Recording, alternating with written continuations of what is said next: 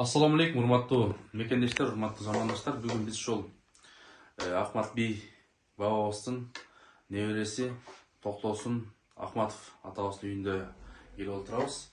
Ассаламу алейкум, кандайсыз? Соолугуңуз жакшыбы? Жакшы. Кудай таала ошол мал жаныңызга, амалыңызга береке берсин. Ошол жет атаңыз жөнүндө айтып берсеңиз. Жет атабыздын Акстраптан Чылмаке деген аке болгон. Ошо Чылмакеден укканым бар. Илгери 80-жылдар уккам. Ошоларда биринчи атабыз болот, менин билгеним өзүмкү. Анан кийин Шамат, анан кийин Алибек, анан кийинкиси Арзымат, Арзыматтан кийин Сыдык, Сыдыктан Ахмат, Ахматтан кийин Иният, Инияттан мен Токтозумун. Адан таркаган балдар, Инияттан таркагандар. Ошо өзүнүн балдарымга гана айтайын: Бопой, Бекен, Токтозум мен. Анан алардын историясы боюнча айтсам, ал кишилердин эң чоң энем айтканына караганда, илгери Акстратта Жанаш деген жайлоо болгон экен. Чоң аталар ошол жакта жайлаган экен илгери. Анан ошол атада ушу бийликте бир чатак болгонму, эмне болгонму, анан биз Сыдык атабыз бияка келген экен.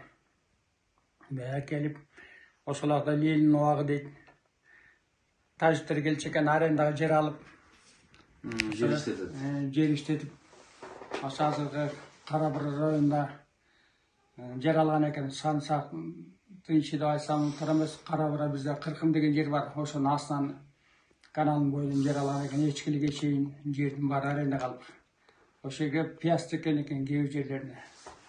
Ошого тажиктер келип иштеп, анан элдер пияз болгондо пиязынан бер деп Ахмат атабыз келген, Ахмат би атабыз келгенде, эми өзүңөр баары койгула деп ошондо бир капка бир козу деп, ошо бир капка бир козу алып ошол пияздар түшүндү, азыр деле түшүндү болгон экен. Ошо бир коро кой болгон экен. Ошондо пияз аябай жакшы болгон экен да. Жакшы болгон да. Ошондо да ошону айткан экен, мага семиз эмесиңер арыгы эле козу болду, менин кородон басып чыккан эле козу берсеңер болду деп айткан экен. Ошентип элден алган экен. Анан ошентип атабыз байыганда уккам да. Ал киши эмеси кыштоо жорго. Эмеси кийин Уул булактын төрүнө барып, Аютур дейби, менде чоңтур дейби ушакта жайлап жүргөн экен.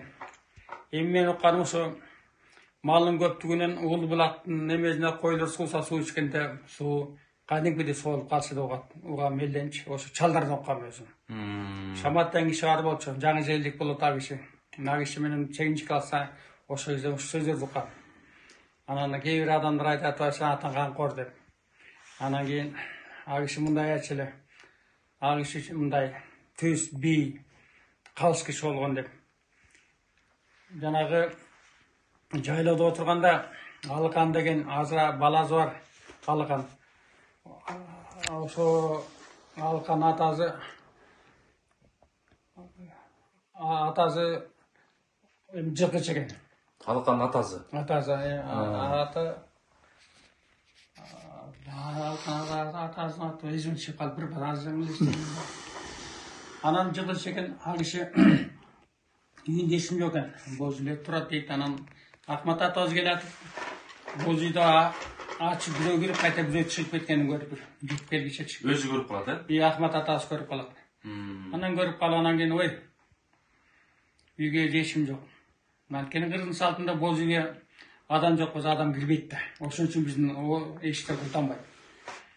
Анан үйүнө келсе аялы жок. Анан тегеректиге барып, коңшуларына барып, аялын таап келип, ой, үйдө эмне кем деп, аял майса бир нан кемипир, жапкананда бир нан кемипир, карын майдын бычак менен омуруп комурулуп калыптыр, май алыптыр деп айтыптыр. Анан кийин эртесине элди жыйнап, Алыкандан анан сен үйдө эмне алдың десе, Алыкан атасы esine çıkıldı buna hata. Анан элге салса мен эчтеке алган жок деген ошондой айткан экен. Сен үйдөн нан алып кирсиң. Түз айтсаң унчукпайт деп нан алып кирсиң, май алып кирсиң. Уруксат жок, міне аласың. Міне киресиң үйгө. Элдин астында, Элдин асты чогултугандан кийин караган төшөгөн экен. Сабаган эмес экен, караган төшөп ошону бий болуп турган экен. Караганга жат деген экен, караганда өзү жаткан экен ошо киши да. Күнөзү билген го киши да. Аны ороп турганан 5-6 метр дөңдөн тоголоп берген экен. Карага менен. Анан ошо киши 3-4 айга чейин багы теризинде караган кирип ооруган экен. Жазалаган да, кыскача айтканда. Ошондой киши болгон экен атабыз. Анан бунун ошо аксал айткан нерсеси да. Аны кээ бир кишилер ошон атанган чейин анан баланча деп айтат. Эми ал ушундай түз киши болгон кишилерди жаман көрөсүз. Ооба. Уурлук кылган турбайбы? Уурлук кылып отур. Азыр деле үйүң ачык болсо кирүүгө акың жок да любой үйгө деле. Ооба. Кыйкыразың жокпу? Кетип калды. Биздин мыйзамда, шарият мыйзамда жол бербейт. Жана биз айтат, жазылбаган эмес, көкүрөктө түйүлгөн нерселер негизи уруксат жок дегенден жүрбөш керек. Өзүң ойлосоң деле. Өзгөчө хандын, бийдин үйүнө деңиз. Анан ошо менен кишилер ушундай кишилер болгон экен, акызын жеген эмес экен. Кээде жеген деп. Мен жайке чоң энем айтчу эле. Ошондо кедеймин дегенде экиденчи кызым 50ге жакын кою бар болчу. Ошо 50ге жакын кою биздин миңдеген коюнун арасына багып чоңойтуп, жылкысынды багып чоңойтуп жүрчү. Ошондо кедеймин дегенде ошондой болчу. Анан атабыз Сүрүнгө Айдардын астында 28 жылы айдай иштеп алып кеткендин астында эл келип, чогулуп келип бербей койгон экен. Бул киши акызын берет, эме кылат, бербейбиз деп. Анан кийин 30-жылы келип анан Сүрүнгө айдап кеткен экен. Сүрүнгө айдап кеткенден кийин анан аяктан келет ал киши. Келип, буту чолок болуп келип анан кийин азыр Кыскы деген жерибиз бар. Ошо атабанын өзүнүн жери ошо жерде тегереги. Ошо жерге мүрзөсү бар азыр. Мүрзөсү чоңа менин ул акелерим билчү. Мага айткан, мен барсак билебиз дечи, анан өз барган жокпуз. Бирок ошо жерде коюлган. Ошол кезде чоңдор өзүнчө мындай көрүнүп турат. Адам базап турган, мисалы бизде мүрзө каз көрүп атабыз, жана чөкөлөп жүрөбүз казып атканда. Ичин а кишинин туруп басып жүрсөң бастырган экен. Ичин ары бери басканда туруп басып жүрсүң деп. Келен каскан экен. Келен каскан экен. Ошондо жана сыртына тупарагы бийик болгон ошодон экен да. Ошонун неберелери болобуз биз эми. Ошо жөнүндө кичине азыр багыштап эме алып көтөрүлүп атат, ошо китеп жазып атат, ким баласы экенин айтылып атат. Кишилердин дагы үкөлөрү болгон экен. Батыр Молдо деген. Кишине кошуп кетейин. Айтыңыз. Азыр сыйгыр чыдап коесуңар, эме деп коесуңар, анан таап чылдап коебуз. Абдан мыкты киши, ушу дем салган киши болгон экен. Молдо. Анда ошондо Сүрүнгө айдаган экен. А кишини моногу Мамбет деген болгон, Акматтын баласы. Ошо Мамбет менен чогуу кеткен экен ал дагы, Батыр Молдо. Абабыз да мындайчы. Анан барганан ошо түрмөдө атканда түрмөнүн эшигин култап койсо да ачык турчу экен. Анан начальник келип, бул эмне эшик ачык. Бул киши ушундай экен деп айтканда тиги киши учпай кетип калган экен. Антен култап койсо да эшикке чыгар да, дуа окуганда эшик өзү ачылып, өзү барып барып алып, намазын окуп, таза жер бар, телебирчү экен ал киши. Анан кийин ошондо түрмөнүн начальниги жана кызы ооруп жүргөн экен. Анан ошо Батыр Молдо абасы келип айтып, ой аксакал, менин кызым ушу ооруп, канча эле ооруйт, ушуну айтып бере аласыз десе, макул көрөйүн деп айтып. Анан кийин барып көрүп, 7-8 күн өтө дем салат экен. Дем салып, кыз денесин баары жара болуп кеткен экен, сакаят экен. Куланан суу болуп чуркап. Анан ошондо түрмөнүн начальниги келген, ошо мына акс тарапта түрмө болгон дейт, мен точно билбейм. Анан бага келип, аксакал, мен сизди бошотомун. Siz kaçsanız mındaylar kaçıp ketmeksiz. Siz de ошону отурган экенсиз. Анан ошондо баткылабыз айтып, менин башыма кураталым жазып койгон экен. Мен каяка барып качмак элем деп ошентип койгон экен. Анан сиз боссуз деген экен. Ошондо бошоп койгон экен да ошондо. Ошондо боссуз деген айткан экен. Начальнигине. Ой, менин ушул бир тууганым бар. Мамбет деген. Ошону бошотсоң мен бошоймун деп айтып кетти. Анан жаксыга болбойт. Анда мен чыкпаймын деп менен айтты. Ошо ишler ошо жака өтүп кеткен экен. Негизи биздин билгенибиз эми келгенебиз айга. Караңыз, бул жерде бир тууган бошосоң чыгам деп атат, Чыгам деп айткан экен. Аны чыгарып койгонун мен бошойм, кетмейин деп койгон экен. Бир тууган чыкпаса мен эмне кетем деп. Анан ошол кишинин да бир историясы бар. Муну биздин Кышкул деген жердин үстүндө азыр ошону эмели боз итип отурган жерлери бар, эмеси бар, чоңойтар катарынан отурган экен. Ошо эчкили менен ошо наркы тоо менен берки тоонун ортосунда отурган экен катарынан. Канал астында деп коргондор бар болчу, илгери азыр узун жок болду. Ошондо Батыркул молда бул Күчөкада бир бай болгон экен. Ал байдын атын айтып бердилер, эсимен чыгып кетти. Бирок анын жигитинин атын унутуп элекмин ошого чейин. Москвичек балдар билет, чоң үзөңгү деген жигит болгон экен. Азыркы рекет деп койсоңар го. Жигит болгон экен. Анан кийин ошо жака булар анда ошо кызы баласы ооруйт экенби, өзү ооруйт бекенби айтып барат экен. Анан дем салып анда айыктырат экен. Айыктыргандан кийин бабага бай айтат экен. Каалаган жыгыңды алып кет дегенде тиги Батыркул молда айтат экен, өзүң каалаганыңды бер деп айтат экен. Анан өзү ошо ичинен бир каалаганын берет экен. Мунан ал деп. Анан аны алып жетелеп үйүнө алып келет экен. Аны баягы колунан сайыпкерлиги барбы, ким билет эми колунан келип турган киши экен. Алып жыпына багып Талгаз өрүндө башка жактарда тойлор болот экен. Тойго өзү жорго чыгат экен да. Аны тойго алып барып жорго салыш болгон, жорго салганда ошо Кыргызстан боюнча биринчиликти алган жыл болот экен баягы. Анан баягы Күчөк жанагы бай киши үйүнө келсе баягы чоң өзөңгү, ой, биздин жылкын тукуму турбайбы? Ал биздин жылкы турбайбы? Мен барып алып келем дейт экен. Алып келем дегенде бай айтат экен, барсаң бар дейт экен. Мындай чаат атат, жакшы жылкы, менин жылкыларым болсо деп жерген го.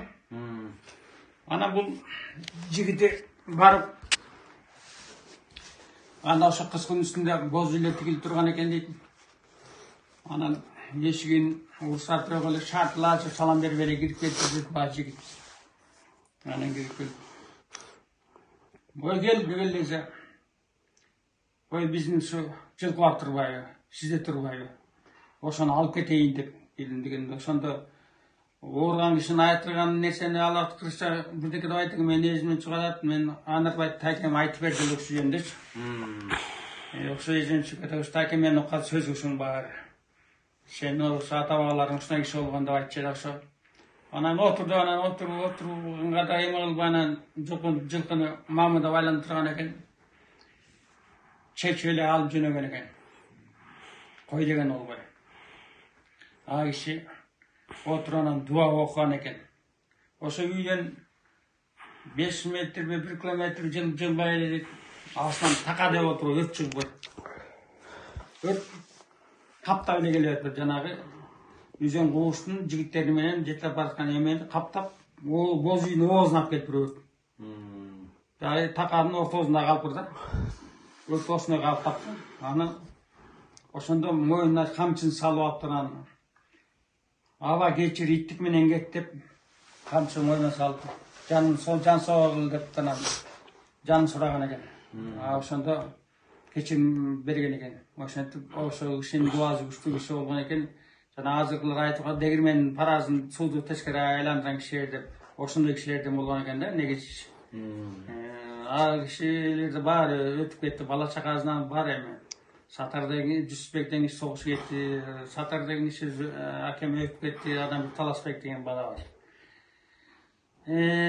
Мен укканым ушу, аксакалдардан укканым, чалдардан көбүнчө сүйлөшүп калчу элек бала кезде.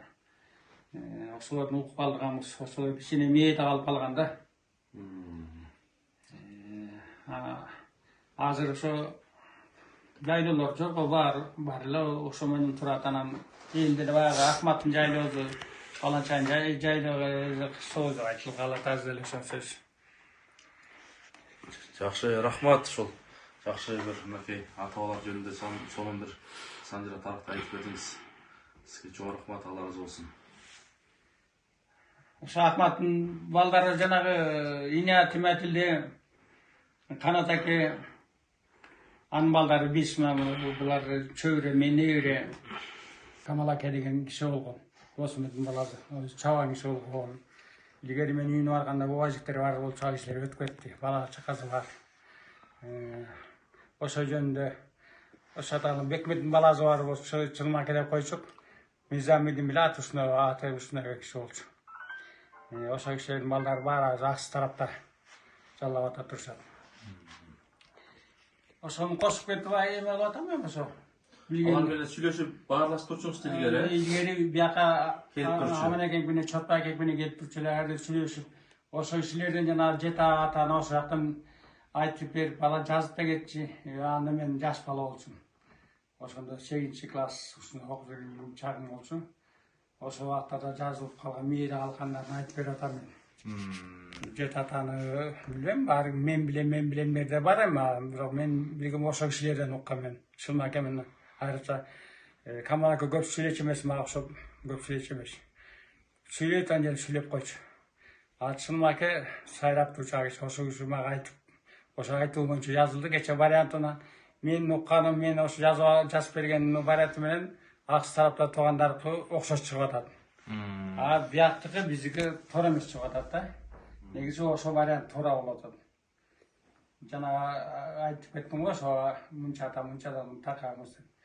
Ошо Камал акени айтып кайгылан экен, Камал аке Досметтин баласы, Камал аке деген бала чакасы ошол жерде, Чылмакен балдар ошол жакта. Адашып турабыз, жаман жакшы да келип турушат бияка. Өткөндө иним Токону көз өтүп кеткенде келип кетишти балдары. Ушундай туугандар. Бердин бир жердин эми бар мекени эске келип атат да. Жанагы Жорго дедимби, Таластан тоюна барып, Жоргондо биринчиликти алып, май кезден бай кезин алып, анан бунун Бекмбет, Досмет деген эки бир тууганы болгон. Ошо эки бир тууганы кошуп аткан экен тияка. Досмет деген абабыз өзү палбан киши болгон экен. Мага окшогон бою узун, жоон жолбуздан келген мурдуда мага окшогон салган киши болгон экен. Анан азыр спортко мына алып чыгып атпайбы, балдарды алып чыгып өзүнө нааразы чыгып атпайбы. Эң бул жакшы нерсе да. Ал Досмет абабыз айылдан жакшы балдарды алып, тайды союп, жылкыны союп тургандан кийин айтчу экен. Кана келип менен күрөшкүлө. Мени жыбысканыңарды чоң эмелерге алып барам, тойлорго алып барам. Уялбагыла, мага тартынбагыла деп анан ошентип жигиттерди өзүн тартып, өзү менен күрөштүрүп, өзү аларга үйрөтүп, анан ошентип эме кылчу экен ал киши. Аны күрөш боюнча да берчемез экен, анча-мынча жерге барган жеңип келчү экен ал киши да. Анан ошондо Таласта жанагы жерден тойдон келип байгеле болгон го. Ошондо эми мен укканым камчынын учуна коргоосунду өрчү экен ошол убакта. Атайын өрчү экен, анткени ал жанагы илгери чокмордун бир түрү экен да. Анан дайыма ошо кончуна салып жүрчү экен. Мен бар мен өзү жактап. Анан тойдон чыгып келатканда ошо Акмат атабыз менен Досмет өзү эле экен. Анын дагы жигиттери бар го, ал жигиттерин билбейм. Анан ат менен бери келаткан го, Таластан бери. Артынан ошону 7-8 киши ээрчиген экен. Көзө илгерки каракчылар экен буларчы. Ээрчип анан кийин буну алган байгени тартып алабыз деп. кайын жерге кирген кол салганда ошондо тоосун деп жаңы жигиттер менен баары саап салган экен. Тигилерди саап салып, ошентип бай кезин алдырбай келген экен. Мен укканым ошо да. Ошондо элди да ала жүргөн киши экен да, тосун да абабыз. Ошондо ал киши аксы да кийин жана үркүн болду атпайды го, тотумчулары. Ошону алар таркеде дагы ошону ооп кеткенби, ким билет, мен тошуну аксы да азыр баары бала чакасынын баары ошо тарапка кетишкен алар. Чылмаке деп коебуз, эмен Бекметтин балдары ошакта. Ошо кишинин историясы да жакшы ушундай да, ушундай палбан киши болуп, элди өзүн тарткан, сүрөгөн кишилерден болгон экен. Жакшы, кусаңыздар бир батаңызды берип коюңуз. Ой мен аны бала чагабыз ошо элүү жүрүш, көкөрөбүздүн өзүбүздүн эйшек тынчтык болсун, бала чагабыз аман болсун. Баарыбыз ден соолук болойлу, ачык асман болсун. Алла разы болсун, чоң рахмат.